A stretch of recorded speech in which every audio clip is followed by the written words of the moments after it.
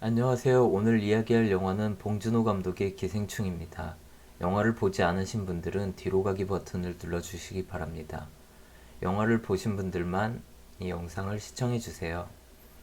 영화를 보지 않으신 분들은 아래에 기생충에 대한 소개를 적은 영상을 링크로 달아드릴 테니 그 영상을 시청해주시길 부탁드립니다.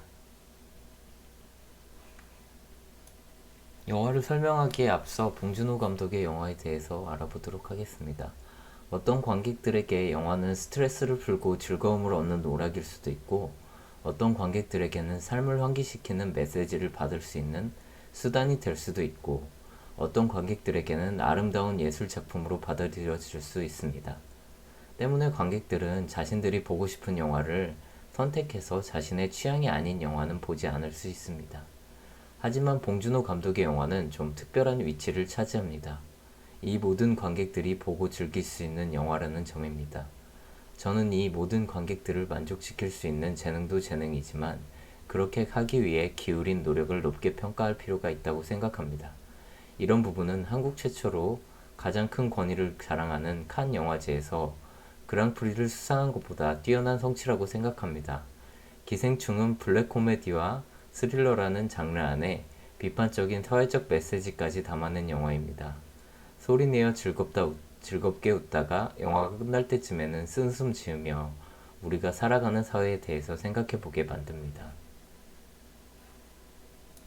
다음 이야기로 넘어가기 전에 이해를 돕기 위해 자본주의에 대한 설명을 먼저 드리도록 하겠습니다. 불평등한 신분사회였던 귀족사회는 시민혁명으로 최후를 맞이합니다. 이제 모두 자유를 가지게 될 거라는 희망을 품었던 것도 잠시, 자본을 축적한 자본가들은 새로운 계급을 형성합니다. 그리고 자본주의는 자본가들의 자본을 보전하는 방식으로 급속도로 발전합니다. 현 시대의 일개 시민이 자본가들에게 도전하거나 계급을 역전하는 것은 불가능하게 되어버렸습니다.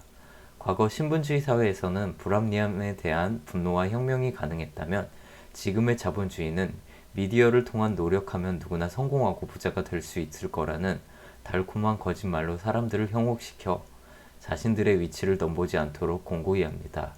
권력보다 공포보다도 무서운 것은 달콤한 허상인 꿈인 것입니다. 그리고 이 꿈은 현실에서 결코 이룰 수 없는 꿈입니다. 또한 자본주의의 문제점은 누군가 부를 가지게 되면 반대로 누군가는 반드시 빚지는 자들이 생기는 구조로 만들어져 있다는 것입니다. 누군가 부를 쌓을 때마다 누군가는 점점 가난의 굴레에 허덕이게 되는 것이죠. 자, 그럼 본격적으로 영화에 대해서 이야기해 보도록 하겠습니다. 먼저 등장인물과 그들이 속한 계급에 대한 설명을 해드리도록 하겠습니다. 계급의 꼭대기에 위치하는 박사장인데요.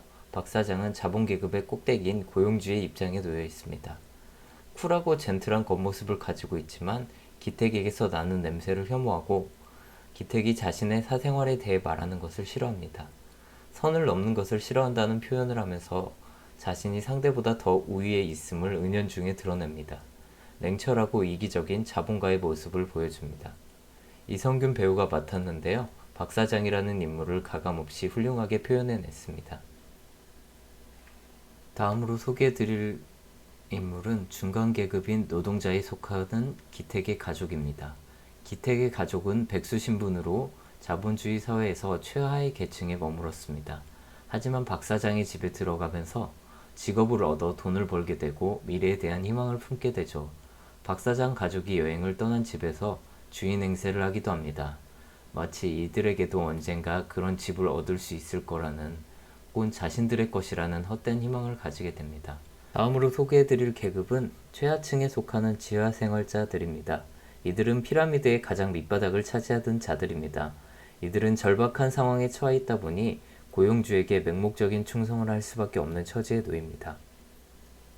지하방의 주인과 대통령 사진을 걸어놓고 충성을 외치는 그들을 보면 왜 일부 극빈층들이 극우 정당에 투표를 하고 자본가들을 지지하는지 알 수 있습니다. 이들은 권력에 대한 충성과 두려움을 동시에 가지고 있고 그 선망으로 인해 자신과 동일시하며 우월감을 갖습니다. 기택의 가족은 이들과 갈등을 겪고 싸웁니다. 하지만 피라미드의 최상단에 있는 계급과 밑바닥에 있는 이들은 서로 공생하는 관계입니다. 먼저 설명해 드릴 거는 지하생활자의 기택 가족의 싸움인데요. 지하생활자들은 기택의 가족과 경쟁을 합니다. 그리고 그 싸움에서 자신들이 승리해야 한다고 생각합니다. 이것은 그들에게 생존과 결부된 문제입니다. 기택의 가족은 지금 박 사장의 집에서 일을 하고 있지만 만약 일자리를 잃게 되면 또다시 돈을 벌 수 없는 신분이 되어 밑으로 떨어지게 됩니다. 그렇다 보니 자연스레 지하생활자와 경쟁 관계에 놓일 수밖에 없습니다. 이제 직업을 가지게 되었는데 또다시 직업을 잃고 백수신세가 된다는 건 기택의 가족에게는 공포가 될 수 있습니다. 박 사장과 기택의 싸움입니다. 지하생활자와 기택의 가족의 싸움의 과정 속에서 기택의 가족은 지하생활자의 부인을 죽이는 치명적인 실수를 하게 됩니다. 그리고 지하생활자의 공격으로 기택의 딸이 칼에 찔리게 됩니다. 칼에 맞아 피 흘려 죽어가는 딸을 보고도 쓰러진 자신의 아들을 병원에 데려가기 위해 차키를 넘겨줄 것을 권유하는 박 사장의 모습을 보고 기택은 분노합니다. 결국 기택은 박 사장을 죽이고 말죠. 어차피 모든 것을 잃어버린 기택이었기에 할 수 있는 선택이었습니다. 박 사장을 죽임으로써 현실에서 얻을 수 있는 것은 하나 없지만 그가 할 수 있는 마지막 복수이자 선택이었던 것입니다. 박 사장을 살해한 기택은 지하로 들어갑니다. 결국 이 사회에서 할 수 있는 일이란 없다는 것을 깨달았기 때문입니다. 기택의 선택은 결국 성장이 아닌 퇴행입니다. 자본주의는 사회를 발전시키고 성숙시켰다고 말하고 있지만 사실 권력과 자본을 지키는 데 집중함으로써 사실상 발전이 아닌 퇴행의 길을 택한 것이죠. 기택의 퇴행은 지하생활자의 것과는 다릅니다. 지하생활자의 생존에 대한 공포로 박 사장에 굴복한 존재였다면 기택은 그렇지 않습니다. 기택이 지하생활을 선택하는 것은 회피가 아닌 일종의 사회에 대한 반항과 거부로 받아들일 수 있는 것입니다. 그것은 기택이 인간으로서 선택할 수 있는 최선의 방편이었던 것입니다. 폭우가 쏟아지던 날 체육관에서 잠들 때 기우에게 기택이 했던 말처럼 희망과 계획을 갖는다는 것은 어차피 이루어질 수 없기에 부질없는 일이었습니다. 가까스로 살아남은 기우는 아버지가 지하에 있다는 것을 알게 되고 아버지를 구하기 위해 포부를 밝힙니다. 하지만 그 포부라는 것은 돈을 많이 벌어서 집을 사겠다는 허황된 계획일 뿐입니다. 머리를 다쳐서 정신이 온전치 못한 기우가 돈을 많이 벌어서 그 저택을 산다는 것은 사실상 불가능에 가까운 것이라고 생각합니다. 어쩌면 이들에게 행복했던 순간은 백수로 지내던 시절이 아니었을까 합니다. 부족하긴 했지만 화목한 가정이었고 자신들만의 생각을 하면서 살아갔으니까요. 하지만 박 사장이 집에 들어가게 되면서 돈을 벌고 직업을 가지기 위해 자신들의 모습을 바꾸고 도덕적으로 잘못된 선택을 하게 되면서 결국 그 선택의 결과로 파멸을 하게 되니까요. 돈을 벌지 못하고 다른 사람들에게 기대서 사는 사람들을 사회에서 기생충이라고 말합니다. 노력 없이 남에게 기대려 하는 사람들을 좋아할 사람은 없겠죠. 하지만 노력해도 변하는 것이 아무것도 없으며 정당한 대가를 기대할 수 없는 사회에서 사람들에게 무엇이 동기부여가 될 수 있을까요?